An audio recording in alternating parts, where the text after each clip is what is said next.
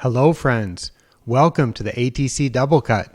In this episode, we are going to discuss a blog post where I answered a question, a very interesting question that I received about making nutrient recommendations that are different when clippings are returned to an area compared to when clippings are harvested from an area. And there is quite a distinction between these two, and in the blog post I explained how I answered that particular email. As with all ATC Double Cut episodes, I am going to put a direct link to this post into the show notes, and I hope that you will check it out. The title of this post is Nutrient Recommendations with Clippings Removed or with clippings returned.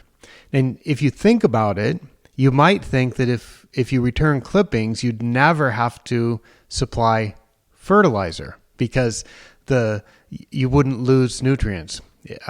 You could think that way. That's not actually the way that it works, but you could think that the grass takes up nutrients from the soil and the nutrients are in the grass leaves, and then you cut the grass and you let those clippings fall down and let's say you might call that mulching, or I would just call it returning clippings. And those nutrients that were in the leaves would then become plant available again, and you would just have this cycle of never having nutrient loss. The nutrients would always stay within the system.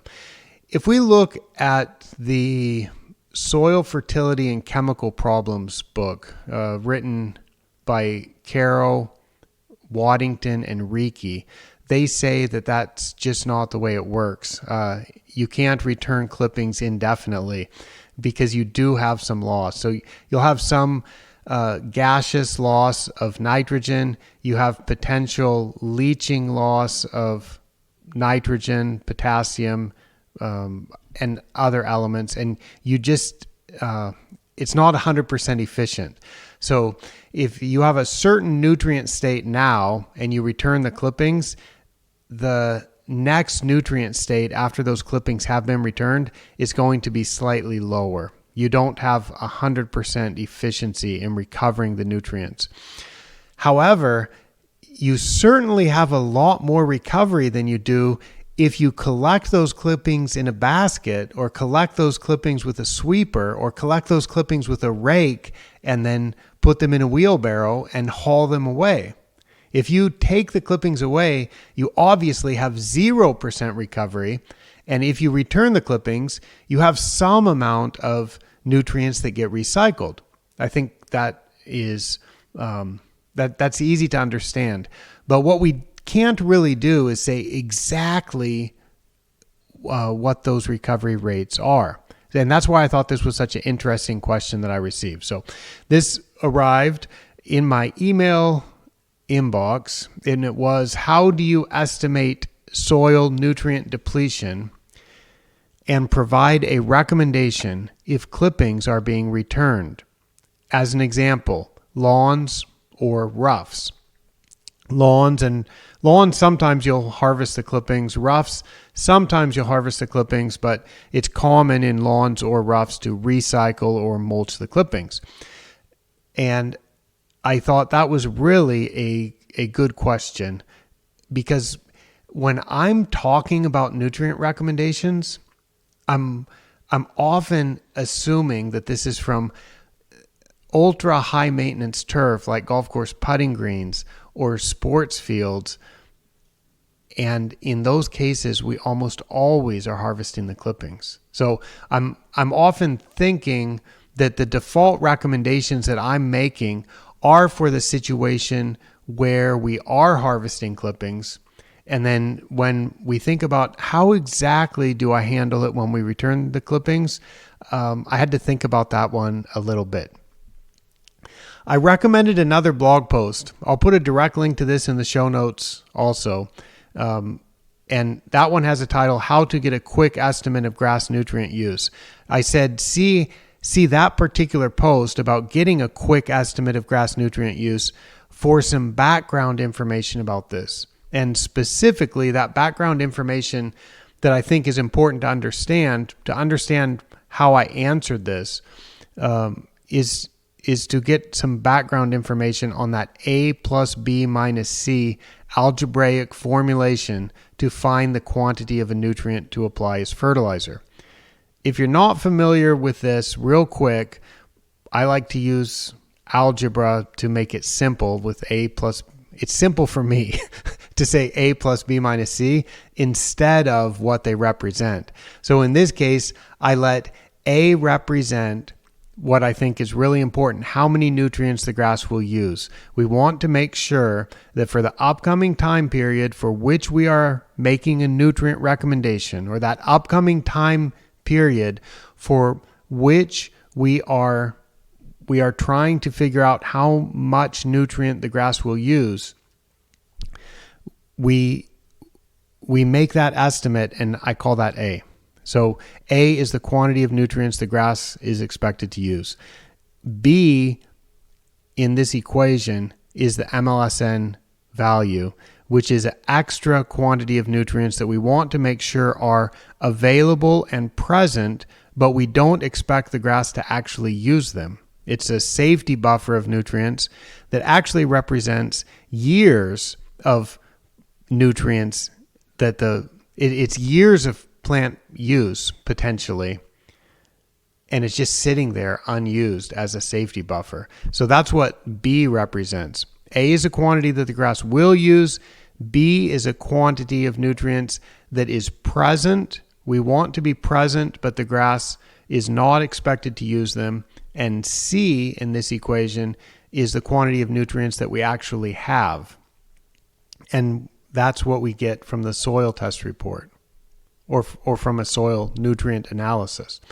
So if we express A plus B minus C, the quantities that those algebraic, what are those variables? What those represent, if we express those all in the same units, then we can add and subtract them. We have A plus B minus C, and the result is the quantity of the element required as fertilizer. The reason why this works is very simple, is the amount that we need to apply as fertilizer is the result of taking the amount that we need and subtracting the amount that we have. The amount that we need minus the amount that we have is the quantity required as fertilizer. So if the amount that we have is higher or larger than the amount that we need, we don't need to apply that element as fertilizer. And we'll often find for a site, for example, that's been fertilized with phosphorus for many years and fertilized at a rate of phosphorus that's more than the grass can use, then that site will have a higher soil test value of phosphorus. And when we plug in the numbers for this equation, A plus B minus C, the amount that we need will be smaller than the amount that we have. The amount that we have is the soil test amount. The amount that we need is the actual expected plant use plus the MLSN extra amount, that safety buffer. So A plus B, we add together the amount that we need and the amount that we want to have extra, and we subtract the amount that we have, which is the soil test result, A plus B minus C. That's the background information that puts into context how I answered this particular question. And I did a nice share image for this post. I think it's nice to take a look at this one. We have pictures of the atomic bomb dome in Hiroshima with centipede grass lawn, and we have grass clippings being harvested, and we have grass clippings being raked, and we have grass clippings being recycled. We have a castle, we have a Thai palace, we have a Thai park, we have Pebble Beach, all kinds of cool pictures in this one image to look at and see that we have grass that's maintained in different ways in terms of clipping removal or in terms of clipping return. And we can take that into consideration when we're making fertilizer recommendations.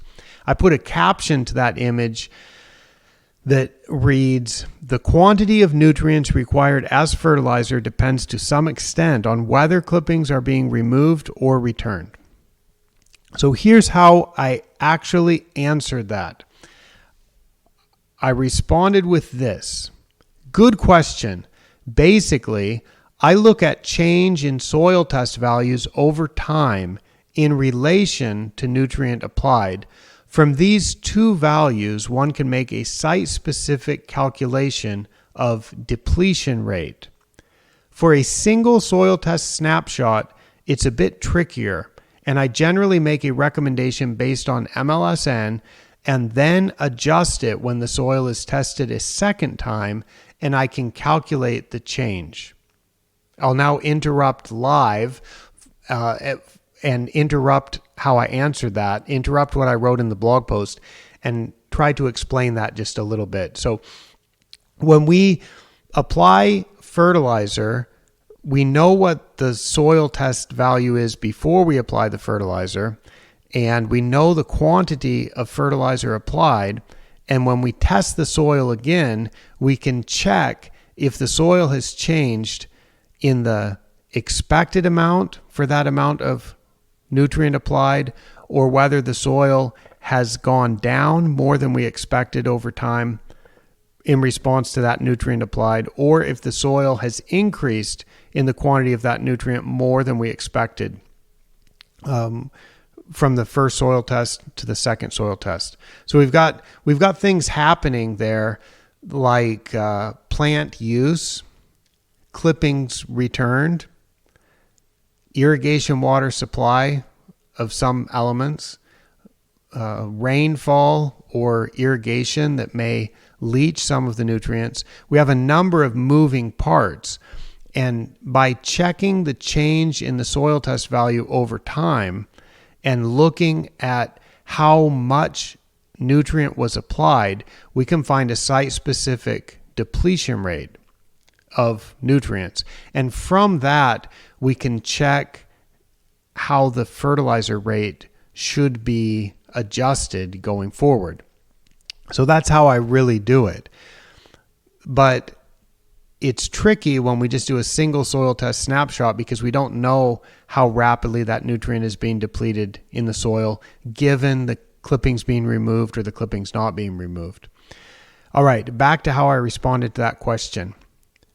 I haven't thought about this a lot recently. I did think about it some time ago, and I think what made sense to me then was to make a rough estimate that 50% of the nutrients returned through clippings could be considered like fertilizer, and 50% maybe assume they are lost somehow. That wasn't based on any calculation, just basically saying, okay, if you return clippings, we essentially cut the fertilizer rate in half, and I feel pretty comfortable that that is safe. And then I also added a bit more about the testing interval, because if it's on sand, I think we want to test every year. Even if the clippings are removed or if the clippings are not removed, things in a sand root zone can change quickly. The soil pH can change. The quantity of nutrients can change because of leaching. Sand doesn't have any CEC, the cation exchange capacity.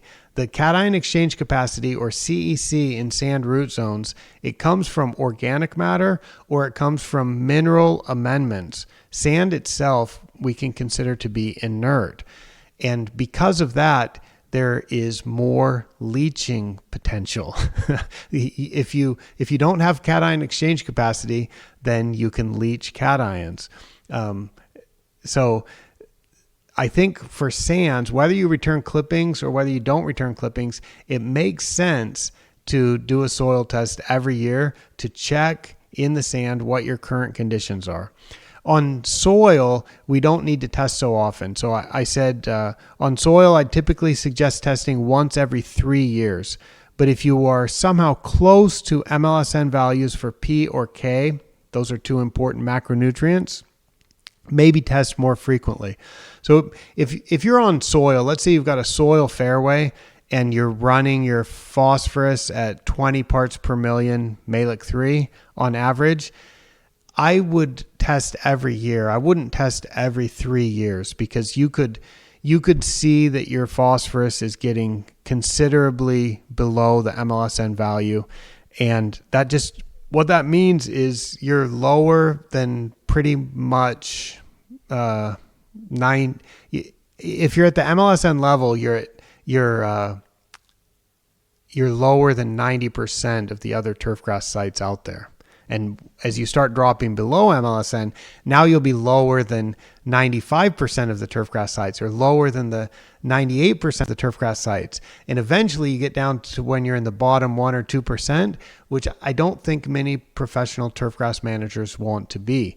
And if you're well above the MLSN value, and if you are on soil, then things are not going to change so much, whether you return clippings or whether you harvest clippings.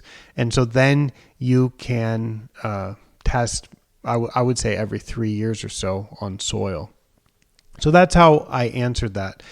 So overall, if you're not really soil testing, then maybe just assume that 50%, maybe somebody knows a better number, but I just say cut the fertilizer rates in half if we're returning the clippings, and assume that half of that is going to be plant available.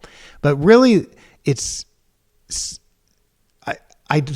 not really what I do. That's not really what I recommend. These are like, half effort type of approaches. If we're just going to say, let's skip soil testing and do a 50% assumption. What I really want to do is measure what is in the soil and then measure how it changes over time. When we measure how things change over time, and we know what's been done, we know how much nitrogen has been applied, we know how much phosphorus and potassium have been applied, then we can see what's happening in our soil condition, and we can then make a very accurate calculation of how much nutrient we should supply given our site-specific depletion rate. So that is the blog post that I wanted to talk about how we would adjust the fertilizer recommendation based on clippings removed or clippings harvested. Thank you so much for listening and for watching, and I will be back again soon with more interesting turfgrass information. For now, I will sign off from Hokuriku, Japan. For ATC, I'm Michael Woods. Bye-bye.